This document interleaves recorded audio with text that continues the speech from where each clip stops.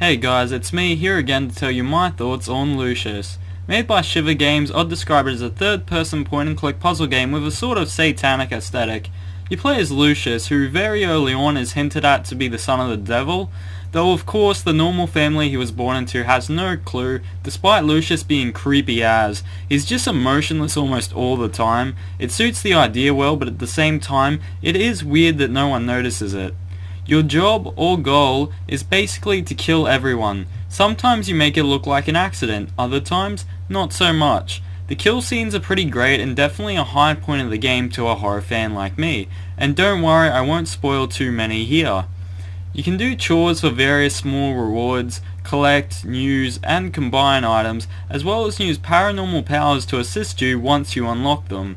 The devil himself visits you periodically, and I love how his shadow reflects his true self. It's a nice touch, though admittedly he mostly exists just as a plot point to give you purpose, and for the odd tutorial here and there. The house, or mansion rather, you'll be playing in is pretty well designed and has plenty of varied areas.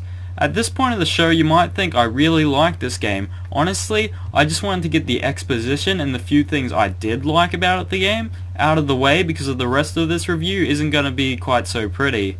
First thing to tear apart, the voice acting. That's my boy. Very good. And it does not get better as you go. Oh my god! What have I done? Tom hasn't done anything. Look, I get it, it's an indie game, and hell, I struggle with improving my voice for this show as well, but I still feel like they really should have just ditched the voice acting and gone for text-based dialogue instead. It's a really good option for a lot of indie devs, and more indie devs should do it instead of shelling out money for low-quality voice actors. Next problem, the gameplay. This is why I don't play old-school point-and-click games.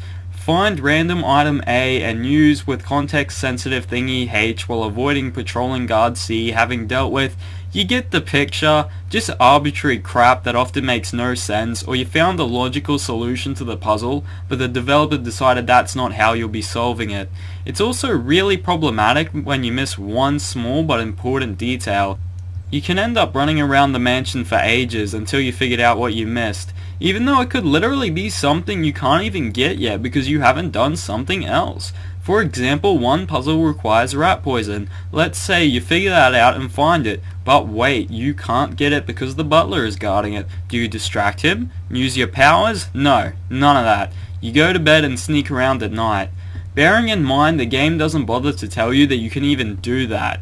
Yes, Lucius is one of those games. These next problems are probably by far the biggest and never should have made it into the game. The autosave is horrible and you can't save manually. This isn't a problem by itself, but the game has a lot of instant game overstates and a bunch of bugs. It's really frustrating when you get sent back to your save state because an NPC saw you through a frigging wall.